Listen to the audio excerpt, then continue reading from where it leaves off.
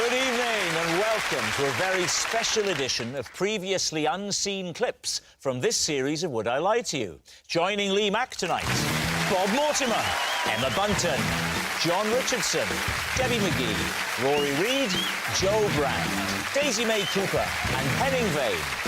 And joining David Mitchell tonight, Alex Jones, Olivia Coleman, Aston Marigold, Diane Morgan, Lucy Porter, Dion Dudley and Sean Williamson. We'll begin with round one, Home Truths, where our panellists read out a statement from the card in front of them. To make things harder, they've never seen the card before. They've no idea what they'll be faced with. It's up to the opposing team to sort the fact from the fiction. And John is first up. At home, if I need to remember to do something, I will put my slippers on the wrong feet and won't swap them back until I've done it. David's team. I think that's true. Yeah. Yes, I think we can go straight to an answer. So, John, was it the truth? Wait a minute. So you put your slippers on the wrong feet to remind you that you've got something to do? Yes. As like a knot in the handkerchief? Yes, I stopped carrying a handkerchief around the house in sort of the mid-19th century. I still carry a handkerchief. I won't get it out because, of course, it's encrusted with snot. Hi, girls. You not just use your phone and put an alarm on or something? You'll spot the generation gap here. Look. I quite often set an alarm on my phone. I've got an alarm set on my phone now to remind me to put the bins out later. Yeah, but that's kind of different to what Aston's doing. Yours is sort of an early onset tactic, isn't it? I love the way you leant forward so happy then as well. I set an alarm on mine. Let's go back to Mr. Cool with his shoes on the wrong feet. What sort of thing would you use it to remind yourself to do? Well, we have moved house recently, so I very often Remind find yourself not to go back to the old house. I'll be unpacking something and I'll think, oh, I'll put that picture up, and I'll go up to get a hammer from the hammer room. And then on the way up, I'll see something else that needs doing. I'll think, oh, I'll put that washing away. And then by the time I'm putting the washing away, I've forgotten about the picture. Paint a picture for the viewers who are wondering what sort of slippers you wear. They're a sort of blue... They're a sort of corduroy slipper, David, you would like. I mean, they're almost sort of... They look the same. It's just sometimes I put them on the wrong way by accident, and I think, what have I got to do? And I think, oh, no, I've just put them on the wrong foot. What are you thinking, David's team? What do you think? I would say it's true. Yeah, I think it's a good It's so system. plausible, isn't it? I'm going to adopt this. I'm thinking of swapping my shoes now to make sure I don't forget about the bins later. So, John, truth or lie? It is a lie.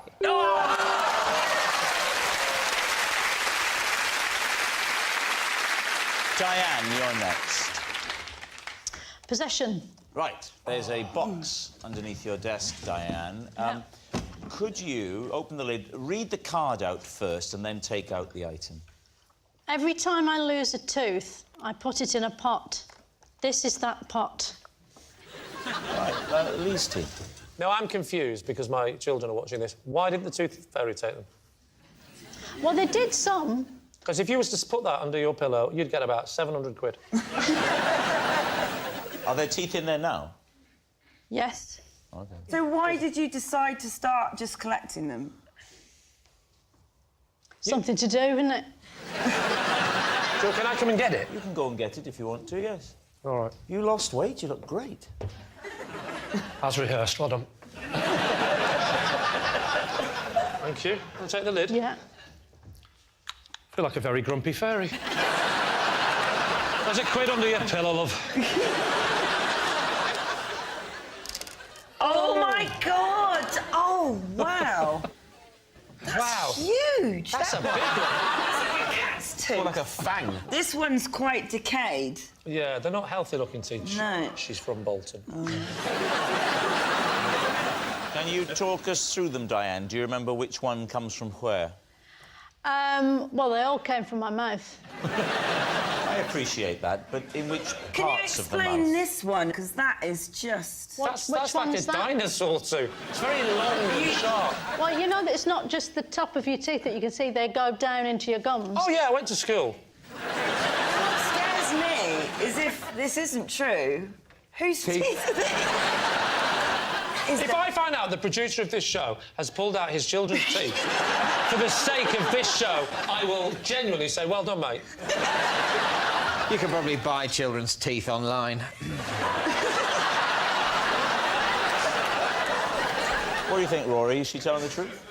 I think she has to be telling the truth because she doesn't strike me as a person warped and deranged enough to collect other people's teeth. No, I don't think... I don't... No. Fair better explain how this show works. If she's not telling the truth, it means that this is as new to her as it is to us. It doesn't mean I'm lying because they're not my teeth. All right, it's true. It's true. I hope it's true. OK, true. You're saying it's true? Yeah. OK, Diane, truth or lie?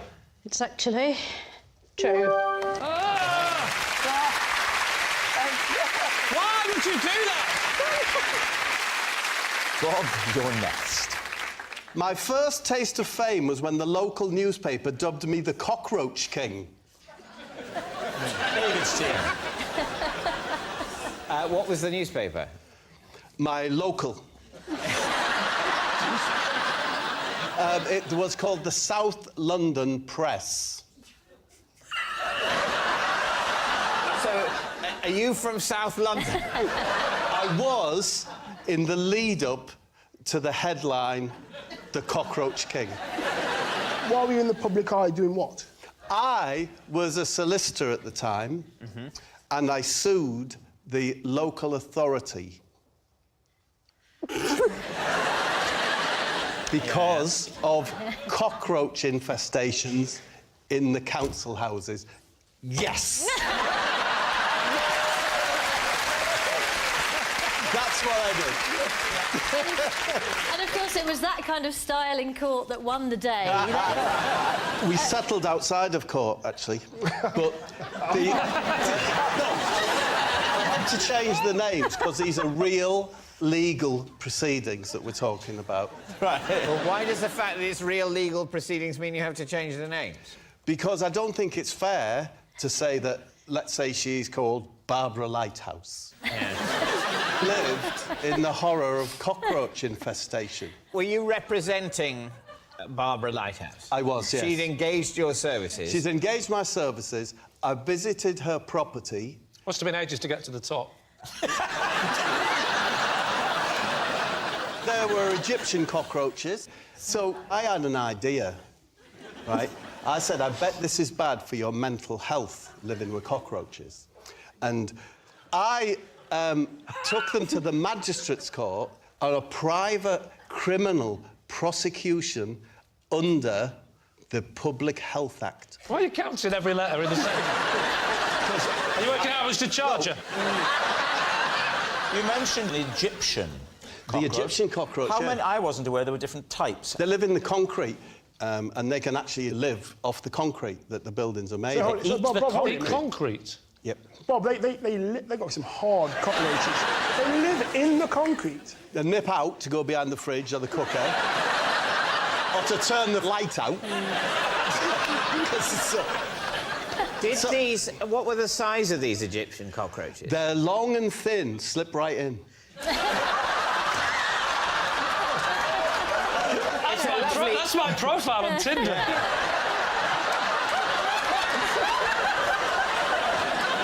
It is odd the Cockroach King would suggest a champion of the cockroach rather than an opponent. Or in fact, their leader? Yes. Did you lead the cockroaches away like the Pied Piper? No, I didn't.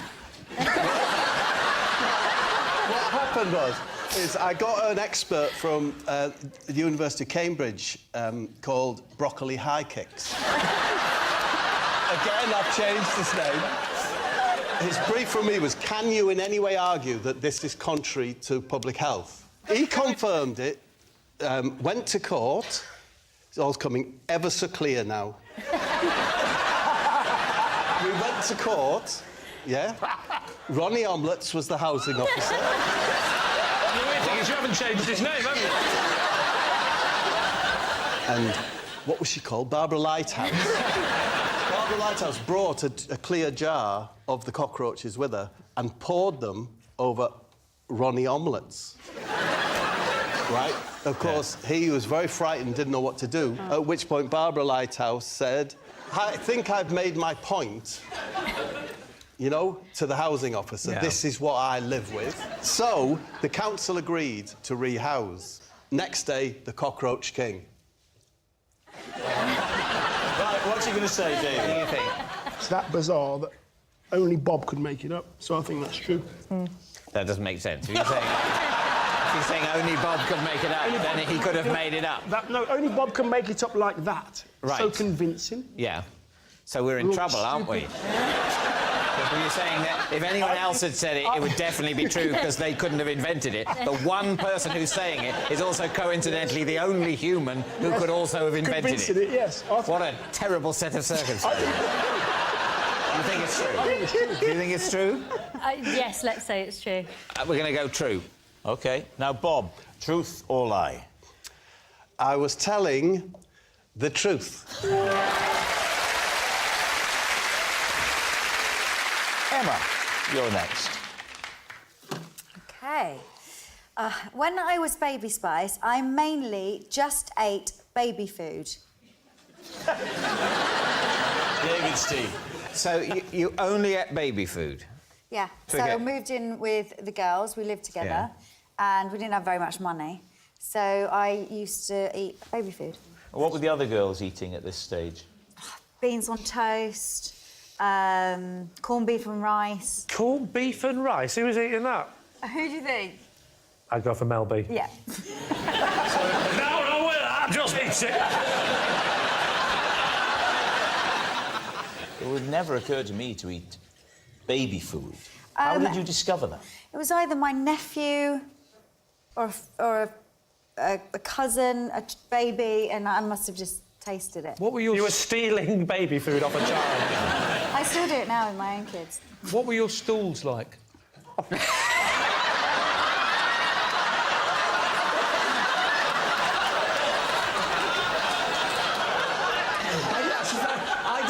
I don't think that question's ever been asked before on this show. I'm not going to answer that. But because You having don't have to answer Thank that. you. Emma, because please. having been an active father with nappy changing, I know the effect that stuff has on your system. I think there's a trajectory. What you're talking about is when a baby goes from just having milk to having the first baby food, there is a marked change in the nature of the stool. Basically, it turns into normal excrement, which is not very nice, from being extremely, you know, the most pleasant of the excrements is the excrement of a baby before it is weaned. I'm not saying it's an actively nice substance, but of all the excrements, it's definitely my favourite.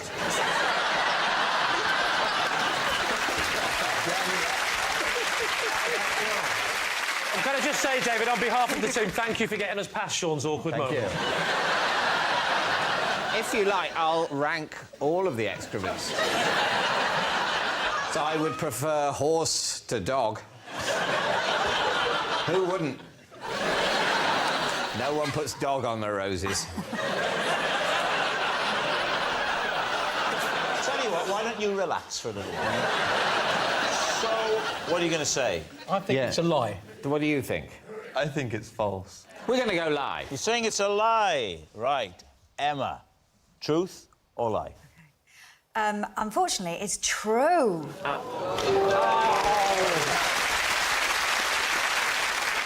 David, you're next. I can walk from my house to the corner shop on only one gulp of air and regularly do so just for fun. These two. How far's the corner shop from your house, David? 4 miles. No, it's I mean, it's yards. And when do you take the gulp? Earlier that day. Is it before the moat or after the moat? It's as I clear As the the drawbridge. drawbridge has landed and you've stepped off the drawbridge. Absolutely. Approximately how many houses are there from you and the To the corner shop, I think 25. But these are just estate workers' cottages. So I'm past them very, very quickly. Why did you go to the shop and think, I'll take a gulp of air and hold your breath till you get there? It started on a day where I had a problem with serial hiccups. One way of getting rid of hiccups is to hold your breath, but I was also going to the shop and I was trying to hold my breath as long as possible. And is it not an awkward moment when one of your neighbours passes you and says, "Morning, David," and you go, "Morning"? Yes, and on occasion I have given up on the holding the breath in order to greet someone and seem like a normal human. Why don't you demonstrate it for us? You want me to walk back and forth across the set holding my breath? Yes. And that, in your view, would achieve something? I won't be able to talk you through it, of course. No, of course not. We will observe you. Which is one of the many reasons this is such an ill-fated idea. Shall we be your wife and child? Well, they're at home. Yeah. Yeah, you can, or I mean, you could be a grandfather clock and a piano. You're not part of this. OK, so you're saying goodbye to Lucy, your lovely wife, and your boy who shot up Dion. All right, off you go. You're heading to the corner shop. Farewell, beloved family, for I must go to the shop. See you, Dad. Yeah. All right, you get to the front gate. "Morning, David. Why did you never talk to me?" I'm stuck here with a baby and you're parading around the street.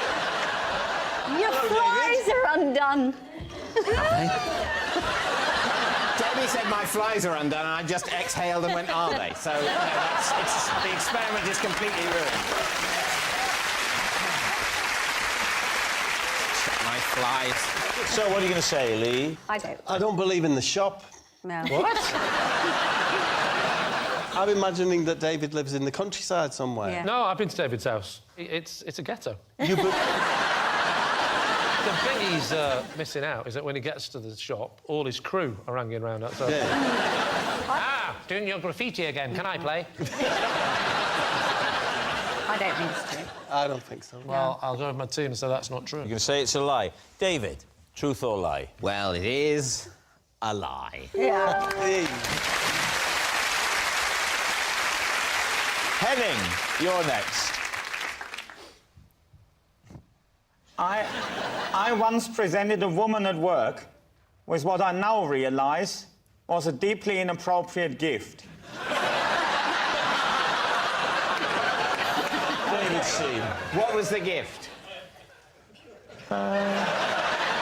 Dustpan and brush. And what was the context in which you gave her a dustpan and brush? Was her birthday. And where were you working? That was the company I was working for before I left for Britain. And what did they do? Essentially, they tried to bundle the demand of golf clubs. Oh. They tried to what? Bundle. So they wanted... So not golf club as in a stick, but a golf club as in the whole thing with 18 holes and facilities. Yes. And you did... They did what to them? Try to bundle it. Bundle? You know, that's a company that tried to bundle 18 old golf clubs. You know, when you run a golf club, you've got certain needs. You need balls for the driving range, you need flags for the holes and whatnot. And obviously the manufacturers, they overcharge you, whilst if all the clubs come together and buy... What the hell are you talking about? What they're doing? I'm only speaking on behalf of the nation. I think I'm getting there. This was a company that organised separate golf clubs to act as a consortium in order to buy golfing equipment more inexpensively. That is exactly, concisely the business plan, exactly right. And what was your role? Chief bundler. Trying to recruit new members to the consortium, and went round to golf clubs for a jolly and then said, how about you need A flag? How much you... It sounds ever so slightly like a sort of like a mob protection racket. It sounds like you turned up and go, what a shame if something were to happen to this flag. Oops, it snapped. Was it particularly difficult selling the bunkers? Genuine question. Genuine interest. And why did you think that a dustpan and brush would be an appropriate present to start with? Because we were, the day before, she was saying how much cleaning she had to do at home. And then I was in the supermarket, and then I saw, oh, yeah, look at that, that would be a nice present. Henning, could you reenact the face of the gift recipient when she opened the present? Do you want me to be you and you be the gift recipient? Yeah, give me. I'll do my best to you. Yeah. Hello. Hello. I have seen you trying to sell the flags and the clubs, like me. You do such a great job. We are bringing together so many of the different golf clubs in Germany. We should get the Nobel Peace Prize. But instead, I got you this. Oh, thank you very much.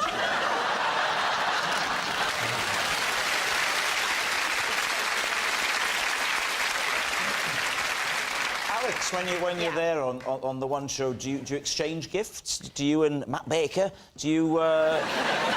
It's me, Matt Baker. Do you? Matt has bought me a variety of gifts over the years. Last year, a cup and saucer.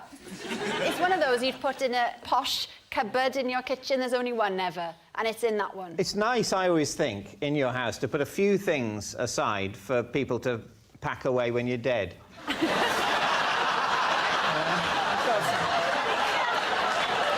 got a few things in my house. You put them there, you sort of think, yeah, I won't be touching that again. But one day, when I'm dead, someone will have to deal with that. All right, well, David, what do you think? I think we'll all die one day. Is it the truth? It's true. I think it's true. Well, I think we think it's true. It's true? Yeah. OK. Henning, was it true or was it a lie? Of course it's true.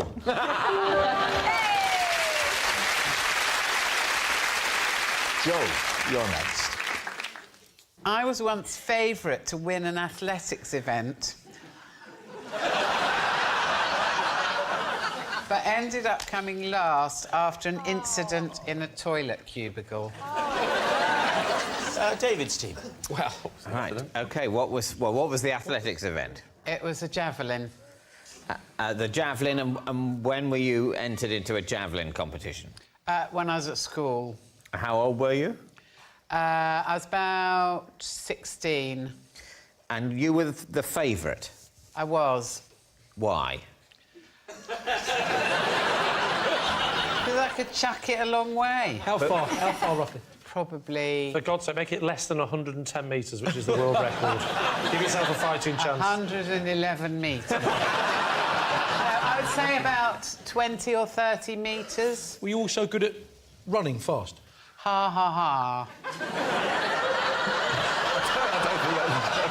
I mean, to be fair, I think that was a genuine question. Oh, sorry. I To get the momentum to throw it. Yeah, OK. I did actually, for a short time, hold the 100-metre record for our school. That was because I was having a fag behind the bike sheds and I heard the dinner bell.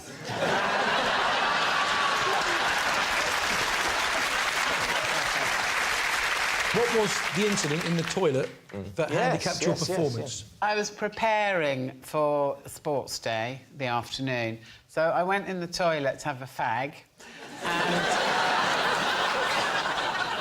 I had a box of matches, and I struck one to light my fag with, didn't blow it out properly, put it back in the box, and the box exploded in my javelin-throwing hand. Oh. Wow. So this is a story about a serious burn. Yeah, so I had to throw the javelin at sports day with my left hand. Well, Johnny, what do you think? How does this strike you? I think it could be true. And you think it's... True? OK, true. You were saying it is true. Joe, truth or lie? It is true.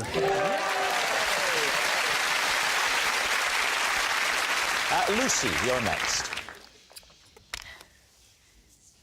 I once continued with a first date, even though I'd been sick in my handbag. Lucy. When was this? Last week. No, it wasn't. It was, I was about, I'd say 22, 21, 22. And why had you been sick in the handbag? I got very drunk. We'd gone to an art gallery. It was like a private, fancy one, and he'd said, let's go. He was a bit older and posher, and he said, let's go to this art gallery. How much older and how much posher? And how much married? He was terrible, terrible. He didn't have a chin, and he was... Now, did he literally not have a chin? It's no wonder you vomited into your handbag. So I'd got really drunk, and then he said, oh, I'll take you home, but we were on the bus. The man who's a lot posher than you took you home on the bus. Well, I'd normally have had to walk, so it was not great. How big was your handbag? It was a sort of novelty leopard skin fur bag that I'd bought from a sort of student marketplace. Oh, God, it was in a fur bag.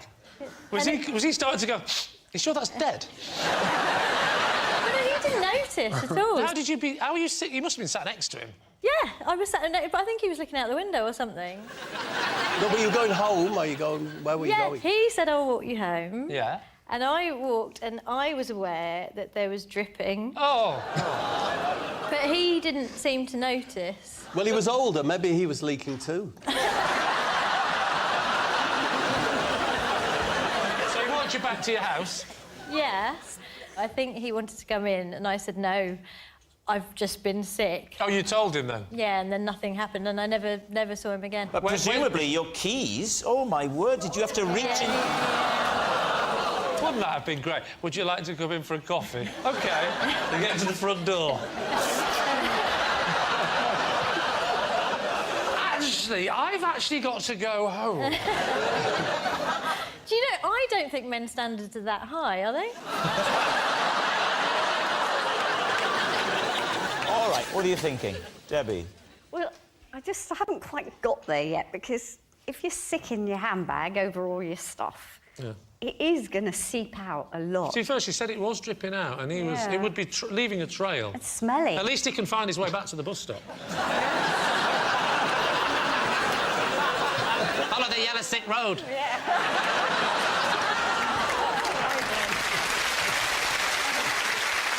So what's he going to say? True. Bob thinks it's true. True. I'm going to go with my team and say true. And say it's true. Lucy, truth or lie? It is...